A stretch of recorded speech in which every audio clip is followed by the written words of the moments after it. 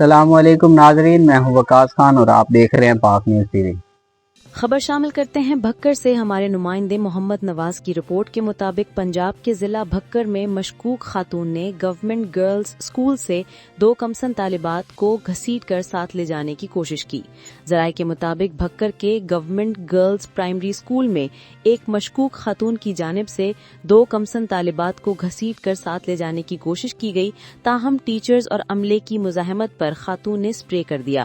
اس واقعے کے دوران 2 ٹیچرز سمیت 7 طالبات اور ایک ریسکیو اہلکار متاثر ہوا، جبکہ ملزمہ کو ٹیچرز اور اسٹاف نے قابو کر کے پولیس کے حوالے کر دیا۔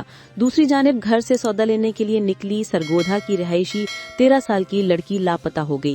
پولیس کے مطابق والد کا کہنا ہے کہ بیٹی سودا خریدنے گئی تھی، واپس نہیں لوٹی۔ لڑکی کے اغوا کا مقدمہ والد کی مدیت میں درج کر لیا گیا ہے۔ اب تک کے لیے اتنا ہی۔ مزید خبروں اور اپڈیٹس کے لیے دیکھتے رہیں پاک نیوز ٹی وی۔